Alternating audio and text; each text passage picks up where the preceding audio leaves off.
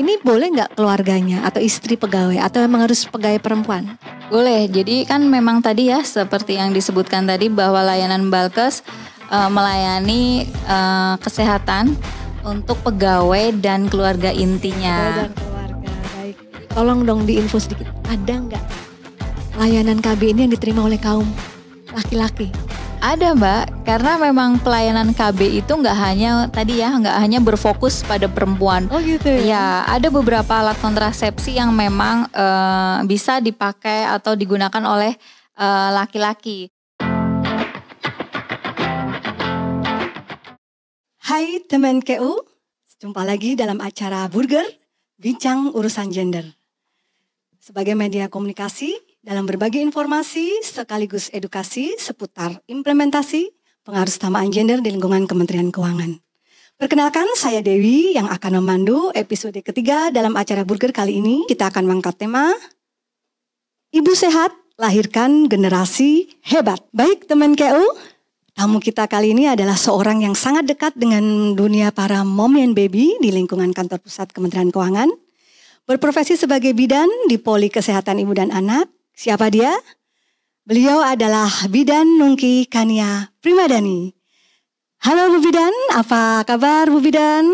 Halo Mbak Dewi, alhamdulillah kabar baik. Gimana kabar Mbak Dewi? Alhamdulillah sehat juga. Semoga kita dan semua teman KU juga sehat ya Bu Bidan ya. Bu Bidan ini sahabat lama saya yang selalu tampil ceria, sehat dan selalu awet muda. Kira-kira apa resepnya Bu Bidan? Biar saya ketularan. Karena mungkin profesi saya sebagai bidan yang sering ketemu sama ibu hamil dan anak-anak ya. Jadi vibe-nya selalu positif. Wah, keren. Pasien-pasien di Balkes, kalau manggil Bu Bidan itu sehari-hari apa? Oke, kalau di Balkes itu rata-rata pasien saya kebanyakan manggilnya tuh dengan sebutan Mami Bidan Mbak Dewi kebetulan. Jadi biar beda dengan bidan-bidan yang lainnya. Biasanya kan bidan dipanggilnya Bu ya. Kalau di Balkes saya dipanggilnya dengan Mami Bidan. Mami Bidan. Ada filosofi nggak kenapa dipanggil Mami Bidan? Mami kan sebenarnya sama ya, identik dengan panggilan ke ibu. Jadi biar ya tadi kan kata Mbak Dewi biar selalu awet muda. Atau membahasakan ke anak-anaknya gitu. Iya. Oh, baik begitu. Dan biar lebih akrab aja, bondingnya dapat dengan pasien-pasien di Balkes. Siap. Yang pertama ini kita pasti pernah mendengar nih istilah mengandung, melahirkan, menyusui itu adalah kodrat dari Sang Pencipta.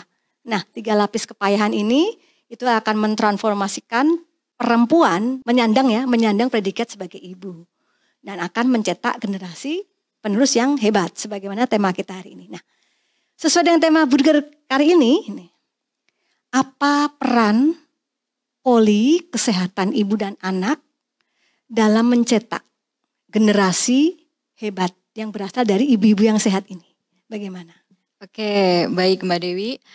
Jadi Balkes atau Balai Kesehatan Kementerian Keuangan ini merupakan supporting unit ya di Biro Umum Sekretariat Jenderal Kementerian Keuangan yang menjalankan tugas pelayanan kesehatan bagi seluruh pegawai Kementerian Keuangan beserta keluarganya. Adapun beberapa layanan di Balkes yang sekarang ini Balkes jadi namanya Klinik Pratama ya, Klinik Pratama Kementerian Keuangan. Nah, layanannya itu ada poli umum, kita juga ada poli gigi, kemudian ada layanan konseling psikiater, kemudian ada poli KIA, Kesehatan Ibu dan Anak. Kita juga memiliki laboratorium dan farmasi gitu. Dan di Balkes itu tadi ya Mbak ada Poli Kesehatan Ibu dan Anak yang dijalankan oleh saya yang berprofesi bidan, dan ada satu lagi rekan saya juga bidan suci. Layanan Poli KIA ini berfokus pada masalah kesehatan ibu dan anak tentunya ya. Nah, layanan-layanan Poli KIA ini ada layanan dasar dan inovasi. Layanan dasar yang sudah dijalankan sejak lama yaitu pemeriksaan kesehatan ibu hamil dan pemeriksaan KB. Kemudian untuk layanan inovasinya ada konseling manajemen laktasi dan konseling laktasi. Kemudian kelas-kelas edukasi seperti kelas pijat bayi, persiapan persalinan, ada kelas menyusui, serta prenatal yoga dan hypnobirthing. Kemudian ada pemantauan tumbuh kembang anak dan stimulasi. Juga ada pemberian suplementasi vitamin A dan obat cacing. Kami juga mengadakan layanan kunjungan ke daycare yang ada di kantor pusat Kemenkyu, dan alhamdulillah semua sudah dijalankan sejak tahun 2019 sampai saat ini. Oh, lengkap juga ya layanan di Klinik Pratama. Ya. Klinik Pratama Balkes Klinik Pratama Kementerian Keuangan, Klinik Pratama Kementerian Keuangan. Ya, Poli Kesehatan Ibu dan Anak. Nah, dari semua pelayanan tersebut bertujuan untuk mencapai kemampuan hidup sehat melalui peningkatan kesehatan yang optimal untuk ibu dan keluarganya. Baik, berarti ya memang sudah ideal sekali ya untuk sebuah klinik Pratama di suatu kementerian lembaga. Nah, tadi mungkin sudah dijelaskan ya mana yang menjadi layanan dasar dan mana yang layanan inovasi. Nah, ini mungkin perlu kami tekankan juga, inovasinya memang sudah cukup variatif ya. Jadi ini merupakan inisiatif dari pihak Poli KIA ya, atau gimana? Sebenarnya ini inovasi dari saya sendiri yang kebetulan sebelumnya saya di Puskesmas ya. Saya ada beberapa program-program yang di Puskesmas saya bawa ke Balkes ini, dan alhamdulillah dari pimpinan juga support untuk semua layanan-layanan inovasi ini. Oh, jadi praktek-praktek baik yang mungkin selama di Puskesmas diterapkan di lingkungan Kementerian Keuangan. Wah, luar biasa. Bidan Nungki. Mami Bidan, kalau boleh tahu apa itu layanan kehamilan? Oke, baik Mbak Dewi. Jadi di Balkes itu tadi ada ya layanan dasar, yaitu pemeriksaan kehamilan atau yang kita kenal dengan istilah ANC. ANC itu sebenarnya singkatan dari antenatal care. Okay. Nah, ANC ini adalah pemeriksaan kesehatan pada ibu hamil yang dilakukan oleh tenaga kesehatan untuk meningkatkan kesehatan fisik maupun mental ibu, sehingga ibu siap menghadapi kehamilan itu sendiri, proses persalinan sampai dengan pemberian ASI eksklusif dan sampai dengan kembalinya kesehatan reproduksi si ibu. Oh, jadi ANC ini tadi itu bagaimanakah sih kaitannya dalam pencegahan kematian ibu dan bayi ini? Oke, baik. Kita tahu ya Mbak Dewi ya bahwa angka kematian ibu di Indonesia itu masih tinggi. Berdasarkan data dari Maternal Perinatal Death Notification atau MDPN, sistem pencatatan kematian ibu dari Kemenkes pada tahun 2002 itu tercatat ada 4.005 kematian ibu. Dan di tahun 2023 kemarin meningkat menjadi 4.129 kematian ibu. Nah, ini kan angka yang cukup tinggi ya. Sedangkan AKI ini kita tahu bahwa AKI merupakan indikator derajat kesehatan dan kualitas penduduk suatu negara. Jadi memang harus benar-benar diturunkan. Dan salah satu agenda utama SDGs adalah menurunkan angka kematian ibu dan kematian bayi. Pemeriksaan antenatal yang berkualitas dan teratur ini selama kehamilan akan menentukan status kesehatan ibu hamil dan bayi yang akan dilahirkannya. Nah, Kementerian Kesehatan Republik Indonesia ini menetapkan pemeriksaan ibu hamil minimal 6 kali selama masa kehamilan. 6 kali ya? Ya, 6 kali. Di trimester pertama 1 kali, trimester kedua 2 kali, kemudian di trimester ketiga sebanyak 3 kali. Nah, dalam pemeriksaan kehamilan ini minimal 2 kali kunjungan ke dokter. Jadi 1 kali trimester 1, 2 kali di trimester kedua tadi, 3 kali di trimester ketiga, dan 2 kali kunjungan ke dokter di trimester pertama dan di kunjungan kelima. Jadi di trimester ketiga juga kunjungan ke dokter. Dan dari Kemenkes ini menerapkan istilahnya ANC terpadu. Jadi terpadu. ya ANC Apa itu? terpadu itu pemeriksaan kehamilan secara komprehensif dan berkualitas.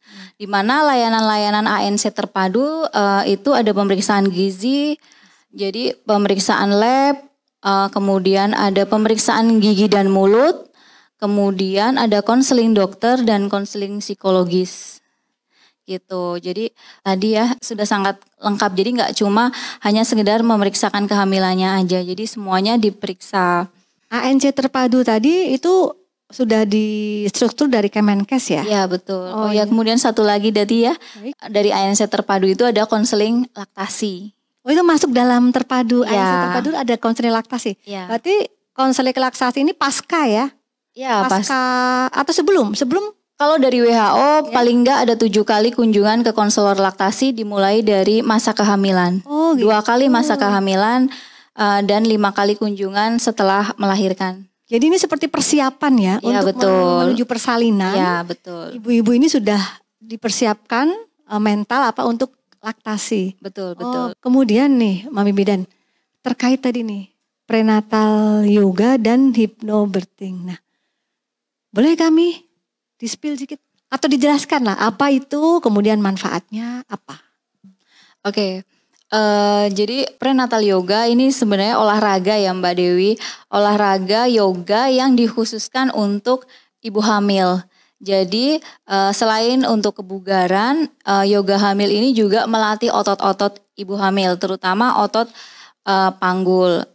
Kita tahu ya selama hamil banyak sekali terjadi perubahan, termasuk perubahan berat badan. Nah dari olahraga yoga ini kita melatih otot, terutama otot panggul itu sebagai nantinya persiapan untuk proses persalinan. Selain itu di prenatal yoga juga melatih teknik pernafasan, karena teknik pernafasan ini menjadi sangat penting pada ibu hamil, terutama nanti di saat proses persalinan. Dan hypnobirthing, kalau hypnobirthing itu teknik relaksasi atau metode relaksasi yang tujuannya untuk menanamkan sugesti positif kepada ibu hamil untuk mengurangi kecemasan, kemudian kekhawatiran, ketakutan. Karena selama ini kan kita tahu ya bahwa banyak sekali yang persalinan itu sakit loh. Kita tuh kalau dengar orang melahirkan itu pasti yang selalu di pikiran kita adalah rasa sakit. Padahal itu adalah sesuatu proses yang alami. Dari hypnobirthing ini kita menanamkan sugesti yang positif bahwa itulah proses persalinan. Sakitnya proses persalinan itu beda dengan sakit yang pada umumnya. Jadi sakit di sini adalah sakit positif karena sesuatu yang alami, yang seharusnya memang itu dilalui karena proses persalinan ya memang seperti itu sensasinya. Jadi kalau ibu sudah ditanamkan sugesti yang positif, dia akan persalinannya akan lebih nyaman. Oh gitu ya, lebih nyaman. Nah, kegiatan ini yoga prenatal dan hypnobirthing ini apakah terjadwal rutin di Polikai Abalkas Kemenkeu? Selama ini alhamdulillah terjadwal rutin dan itu dilakukan dari 2019. Kemudian karena kita pandemi ya, kita sempat stop. Tapi mulai rutin lagi di tahun 2023 dan alhamdulillah pesertanya selalu banyak. Ya, selalu meningkat karena memang banyak di lingkungan Kementerian Keuangan ini yang dalam usia produktif ya. Iya betul. Usia pegawai perempuan muda yang dalam usia produktif. Nah, ini boleh nggak keluarganya atau istri pegawai atau memang harus pegawai perempuan? Boleh. Jadi kan memang tadi ya seperti yang disebutkan tadi bahwa layanan Balkes melayani kesehatan untuk pegawai dan keluarga intinya. Pegawai dan keluarga, baik. Jadi kalau istrinya yang pegawai itu suaminya, istrinya boleh. Boleh ikut di kelas yoga prenatal dan hypnobirthing dari Balkes ya. Kemudian untuk nakesnya ini, bidannya ini yang memberi pelatihan apakah sudah tersertifikasi atau bagaimana? Iya, kami untuk melakukan yoga ini memang ada pelatihannya Mbak Dewi. Jadi nggak asal kita yoga gitu. Jadi memang sudah ada pelatihan khusus untuk prenatal yoga dan ini pelatihan ini khusus tenaga kesehatan tentunya ya, baik bidan, dokter maupun perawat itu boleh mengikuti pelatihan ini dan kebetulan saya sudah pelatihan ini di tahun 2019 ya waktu itu. 2019 sudah ikut pelatihan? Ya, untuk prenatal yoga ini dan sudah tersertifikasi. Jadi dan dapat support dari pimpinan. Jadi ketika kalau di Balkes kan memang kita mengajukan untuk pelatihan ya yang bisa diaplikasikan di kegiatannya bisa dilakukan di Balkes ya. Nah, nanti saya ajukan ke pimpinan untuk pelatihan yang akan saya ikuti dan tentunya dengan tujuan yang jelas ya. Dan alhamdulillah selama ini selalu disupport oleh pimpinan untuk mengikuti pelatihan. Jadi artinya berbagai layanan yang diselenggarakan itu pasti sudah ada pelatihannya ya. Betul. Tidak main praktek aja ya. Baik. Nah, selanjutnya terkait tadi yoga prenatal dan hypnobirthing itu apakah di lingkungan Balkes ini melibatkan pasangan? Pasangannya ya, maksudnya pasangan. Iya, suaminya ya. Oke. Jadi ada beberapa pertemuan memang kita menghadirkan suami atau suaminya karena memang yoga ini sebaiknya memang dilakukan bersama suami. Apalagi kalau misalkan kebetulan peserta yoganya itu di trimester ketiga, jadi lebih berfokus pada persiapan persalinan yang dimana peran suami di sini itu sangat dibutuhkan. Makanya kita melibatkan suami. Jadi biar suami ini bisa tahu nih tanggap tentang kebutuhan ibu. Terus kemudian meningkatkan bonding juga. Jadi kalau olahraganya bareng suami kan bondingnya lebih dapet. Gitu. Jadi maksudnya inilah pelibatan peran laki-laki ya, dalam anak. Jadi urusan anak ini nggak serta-merta melulu urusan perempuan. Ya, bahkan kehamilan itu nggak serta-merta perempuan. Jadi memang yang hamil perempuan, tapi harus tetap di situ peran suami itu penting sekali. Luar biasa ya Balkes. Jadi ini disinilah berarti bagi peran antara laki-laki dan perempuan dalam mencetak generasi apa tadi? Generasi yang hebat itu. Betul. Ada kerjasama antara suami dan istri. Mungkin bahagia banget kali ya kalau suami istri itu dengan pembentukan pusat ya. Ya, bahkan untuk hypnobirthing ini juga bisa dilakukan oleh suami ya. Jadi nggak selalu provider atau bidannya yang memberikan sugesti, tapi dari suami juga memberikan sugesti yang positif. Jadi selama hamil itu bonding antara suami dan istri itu makin erat, kemudian ya makin kuat. Kemudian juga bonding terhadap anak yang akan dilahirkannya. Karena janin itu sejak di dalam kandungan itu sudah bisa mendengar apa yang diucapkan oleh orang tuanya, bahkan bisa merasakan apa yang dirasakan sama ibunya selama masa hamil. Dan ini berpengaruh nantinya pada bayi yang akan dilahirkannya. Makanya hypnobirthing ini juga sebaiknya melibatkan suami. Menarik juga ya, jadi sejak dalam kehamilan janin itu sudah bisa berkomunikasi. Ya betul. Ya, jadi inilah mungkin ini perlu upaya-upaya ekstra. Mungkin Kemenku yang lain yang mungkin udah perempuan urusan hamil perempuan, laki-laki kerja cari duit. Iya betul ya. Ya bahkan sering kali juga pas pemeriksaan kehamilan nih Mbak Dewi, ketika saya memeriksa ibu hamil itu berdua gitu datang. Iya berdua sama suami gitu. Begitu saya periksa ibu hamilnya, si janin di dalam kandungan ini udah langsung geraknya aktif banget. Padahal kata mereka pasien ini, wah padahal tadi diam aja Bu Bidan, begitu disapa ya udah langsung si janin di dalam itu udah punya respon. Entah biasa. Dengan nunjukin tendangan atau gerakannya lebih aktif seperti itu. Itu juga membuat mereka bahagia ya. Ya. Jadi kita harus menyapa juga. Nanti kita lanjut nih terkait pelayanan KB ya. KB ini kan layanan dasar ya yang di Poli KIA ini. Nah, penting gak sih itu Mami Bidan memperhatikan jarak kehamilan? Itu penting. Nah, itu seberapa pentingnya itu dalam menjaga jarak ini? Ya penting banget ya Mbak Dewi kalau mengatur jarak kehamilan. Maka ada layanan namanya layanan KB. Ya tujuannya untuk mengatur jarak kehamilan. Jadi jarak kehamilan itu sebaiknya kalau dari WHO sendiri itu minimal 24 bulan untuk kehamilan hidup. 24 bulan itu sekitar 2 tahun ya jarak kehamilannya ya. Untuk jarak kehamilan dari keguguran itu 6 bulan. Jadi misal nih pasien keguguran, untuk hamil lagi paling enggak membutuhkan waktu 6 bulan. 6 bulan. Ya, kemudian kalau pasien dengan SC itu setidaknya di atas 18 bulan atau nggak boleh kurang dari 18 bulan untuk hamil berikutnya. Kalau misalnya nggak memperhatikan jarak itu ada resikonya nggak? Ada banyak sekali Mbak Dewi. Jadi mengapa kita perlu adanya jarak tadi ya, mengatur jarak kehamilan ini. Karena resikonya nggak cuma di ibunya, tapi juga di bayi yang akan dilahirkannya, apa kehamilannya. Jadi kalau misalkan nih jaraknya terlalu dekat, itu resikonya untuk lahir prematur. Sehingga resiko besar juga untuk kematian bayi yang dilahirkannya. Jadi resiko di bayi ada ya, lahir prematur. Ya, BBLR, lahir prematur atau bahkan kematian bayi. Karena organ reproduksi tadi belum kembali pulih, sudah hamil lagi.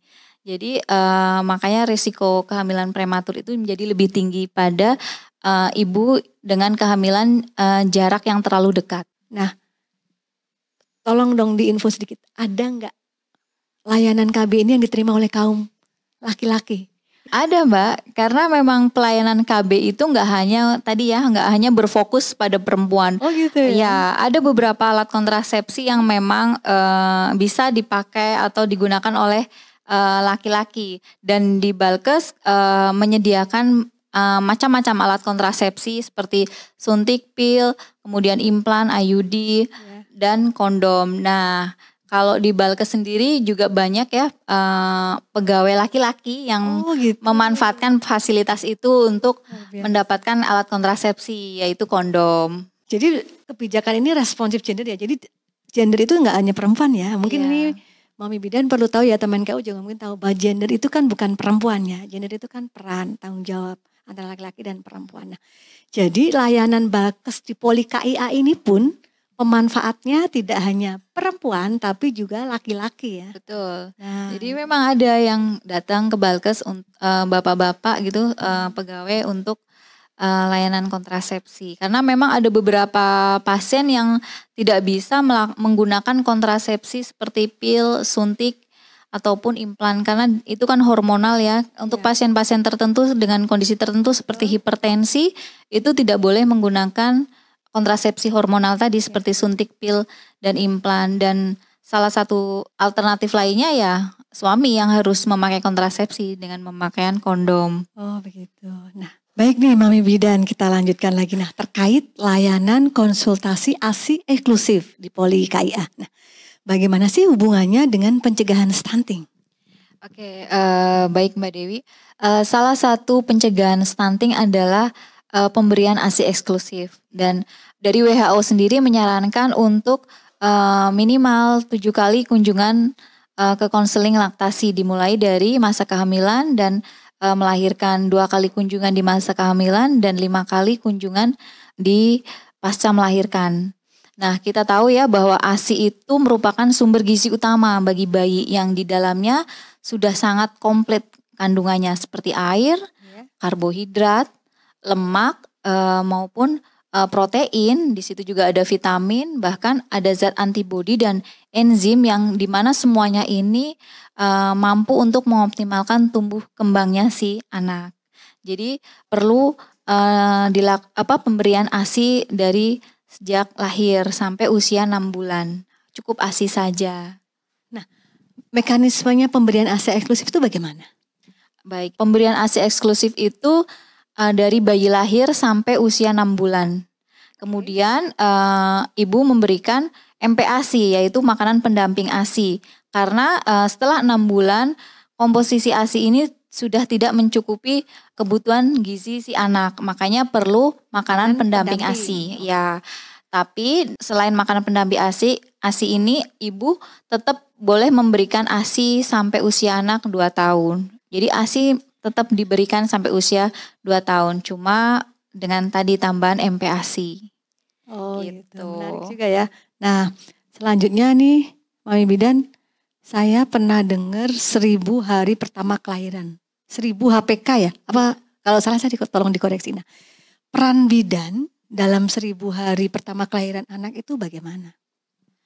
Oke, jadi 1000 hari pertama kelahiran itu merupakan masa emas ya atau golden period.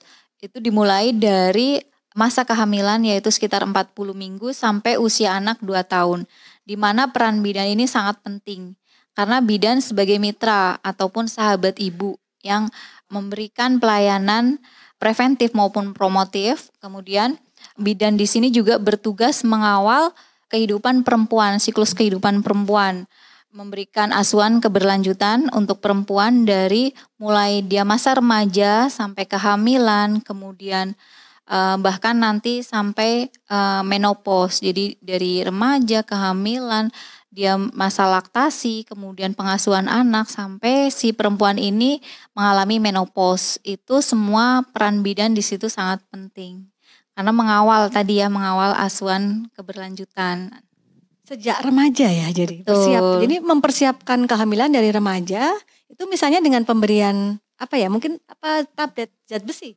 Betul, tablet zat besi. Bahkan kalau remaja putri ya? Iya, remaja putri disarankan juga untuk sebelum kehamilan itu sebaiknya 3 bulan sebelum hamil sudah mengkonsumsi asam folat. Jadi ketika hamilnya sehat lebih. Itu asam folat itu penting ya Bu? Penting sekali. Jadi pemberian asam folat untuk kebutuhan si ibu hamil itu sendiri. Dalam mempersiapkan janin ya sampai masa-masa hamil. Nah setelah lahir kan nanti ada tugas untuk memantau tumbuh kembang bayi. Nah itu bisa berupa apa saja di Polika IA? Di Polika IA sendiri memang ada pemantauan tumbuh kembang bayi dan stimulasi. Nah, pemantauan tumbuh kembang bayi ini bisa dengan pengukuran berat badan, pengukuran tinggi badan atau panjang badan ya kalau bayi, kemudian pengukuran lingkar kepala dan stimulasi sesuai kebutuhan si bayi dan sesuai sama usia bayi. Kita juga ada layanan pijat bayi ya untuk mendukung tadi ya pemantauan tumbuh kembang. Karena pijat bayi bila dilakukan dengan rutin itu salah satu stimulasi multisensori yang bisa mengoptimalkan tumbuh dan berkembangnya si anak. Gitu. Jadi pijat bayi ini ada ilmunya juga ya? Ada. Nah bedanya sama dukun-dukun pijat bayi itu? Ya, jadi beda Mbak karena kita pijat bayi itu memang ada pelatihannya khusus, ada sertifikasi dan kita saya sudah pelatihan pijat bayi sudah lama ya, jadi kita melakukan pijat bayi untuk di Balkes. Itu tuh berdampak signifikan ya? Sangat berdampak signifikan karena ya itu tadi ya pijat yang dilakukan secara rutin merupakan bentuk stimulasi multisensori yang dapat mengoptimalkan tumbuh kembangnya si anak.